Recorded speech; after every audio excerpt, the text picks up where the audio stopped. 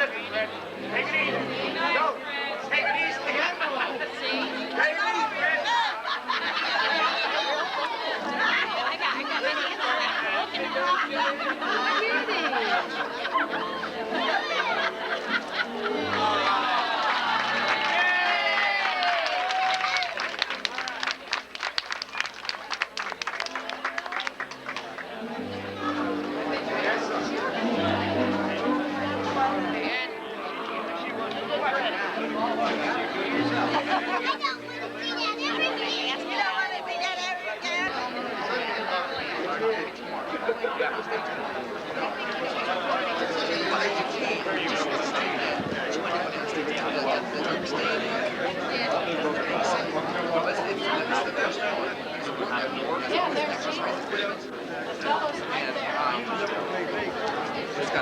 The year that a young girl and her sister and mother set sail from Italy to join the head of their family, our grandfather, who had come here in search of a better life.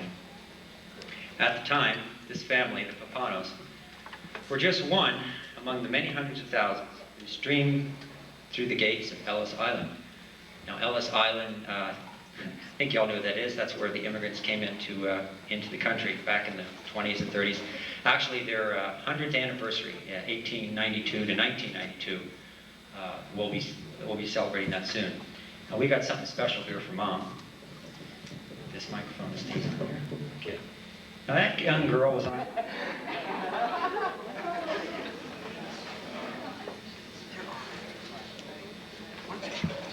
Where's Deb? Oh, she's over there. Now, you've all heard of Mr. Iacocca, Lee Iacocca, the Chrysler Corporation. He has taken on a responsibility, and he's restored the Statue of Liberty. Not too far from the Statue of Liberty is they're restoring also the Ellis Island immigration landing point, and that's going to be done in a few years.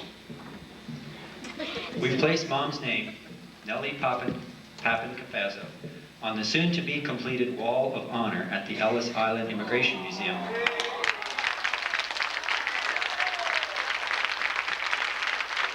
Pat, my sister Pat, could you come up here too, please?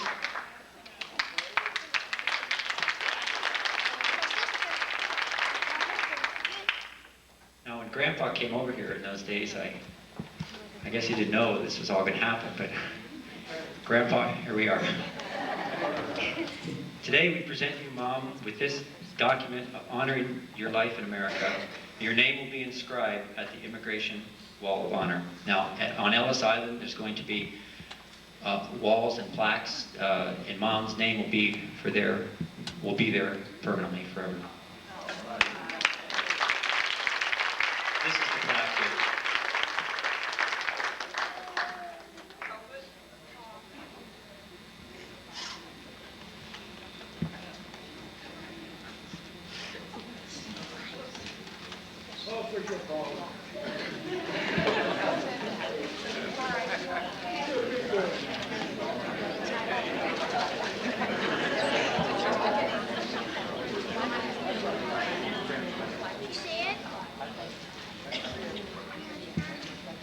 It says, the Statue of Liberty Ellis Island Foundation Incorporation proudly presents this official certificate of registration in the American Immigrant Wall of Honor to officially certify that Nellie Papano Cafazzo, who came to America from Italy, is among those courageous men and women who came to this country in search of personal freedom, economic opportunity, and a future of hope for their families.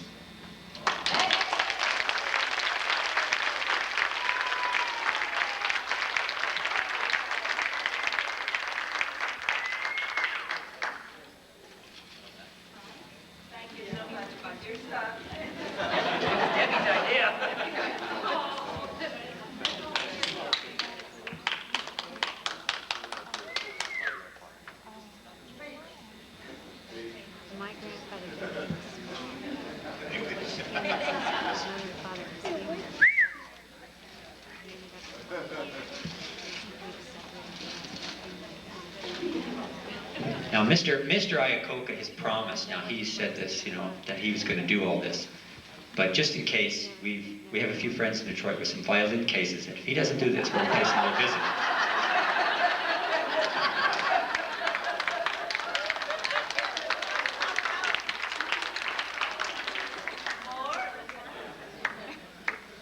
Mom and her family settled in Richmond, Indiana, where they gained a new name, Papin. That's easier to spell, is the way I understand it. An English version of the Italian Papano. Actually, I like Papano. Why don't we go back to Papano, hey? Come on, this Papin stuff. Mom was just a hard-working girl minding her own business when she met a young guy who would change her life and ours. Now, this fellow was my dad. No, wait a minute. Oh, yes, here it is. That's my dad. But Grandpa, okay? Hey, Grandpa wasn't too sure about this guy, right? Freddie Cafazzo was a special guy. Right? Well, you don't know what I'm going to say yet. Wait a minute. Now, today we might call him a party animal, right? And many probably still do. Okay? So it was young Freddie, a Cincinnati native, who traveled to Richmond in search of work, and this was during the Great Depression, and he found himself in a predicament.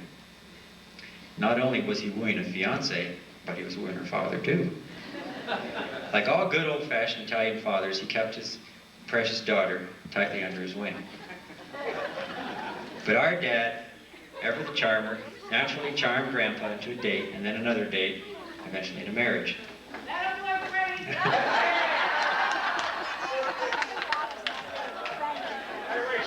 So, September 30th, 1939, that came along. The wedding took place at St. Mary's Church in Richmond, Indiana.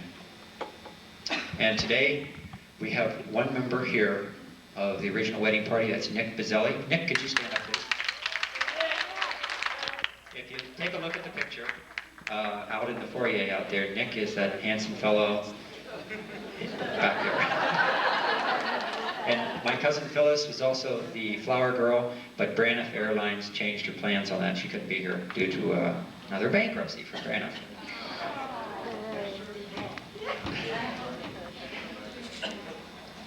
Now, it rained and it poured that day. Now, a photographer friend was posted outside the church, and he was supposed to snap a sneaky picture through the church window as the happy couple strode down the aisle, because no pictures were allowed in the church those days. But the rain ruined those plans. Now, some people say that rain on your wedding day is good luck. 3 kids, 3 states, 2 houses, and many years of happiness later, we think Mom and Dad would have to agree. Now, to make up for that picture that was never taken that day in 1939, we contacted the staff of a famous magazine and asked them to interview the couple of the year. And guess what? They not only wanted to interview, but they made them the cover girl and the cover guy.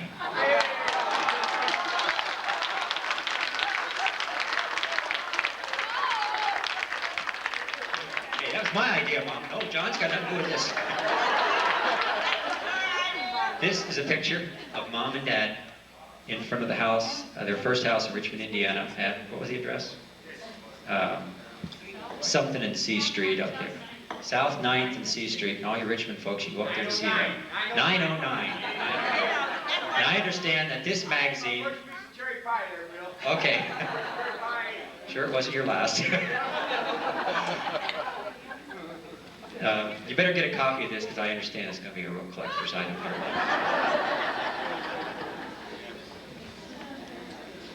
Now, they say marriage is like a railroad sign. First you stop, you look, and then after you're married, you listen. Also, they say that marriage is like a violin. Even though the music stops, there's still strings attached. So, Mom and Dad, we congratulate you on your 50th wedding anniversary.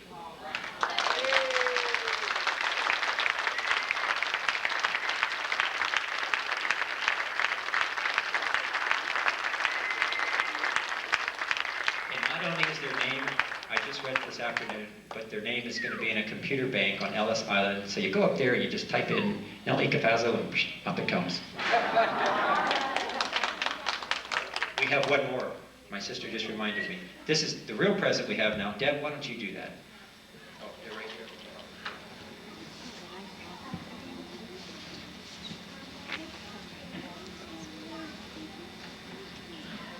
Now, Mom and Dad had some, time goes by rather quickly as I see my own children growing up, and I see people here I haven't seen for many, many years. And I look and I say, boy, time is something that just keeps passing by. So in order to commemorate that, Mom and Dad, we've presented you these little gifts of our appreciation.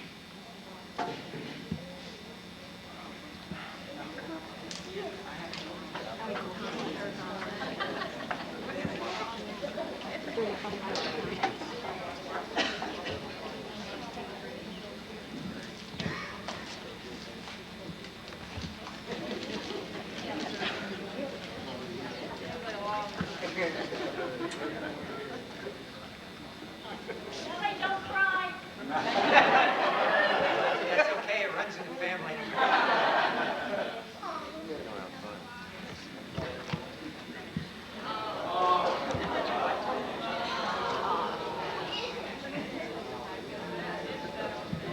These are to replace the watch that they've had since their first wedding year. I don't know what I'd do without my kids.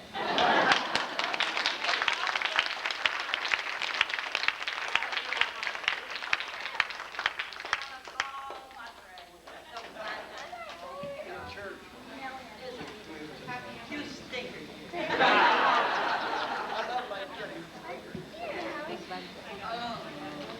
Two gold watches. I didn't expect all this.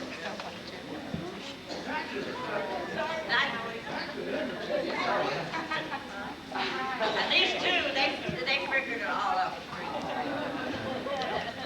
I'd like to say a few words. Over here, Fred. 10 o'clock, Ray. 10 o'clock.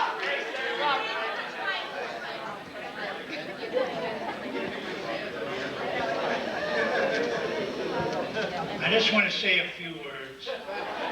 I'm not going to sell anything. I'm very, very touched with the sentiments and the feelings here tonight of all my good friends, and my neighbors, and my relatives and the family. This is one of the momentous occasions that ever happened in my life. It brings back memories when I took that fatal step 30 years, 50 years ago. 50. It only seemed like 30 up there.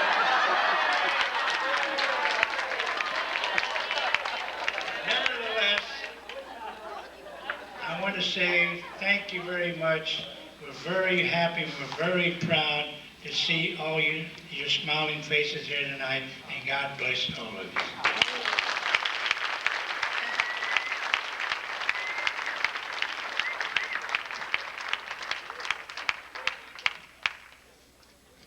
So the party is still continuing. Enjoy yourselves and God bless you. Hey, how about a kissing picture? Okay, yeah. Kissing picture.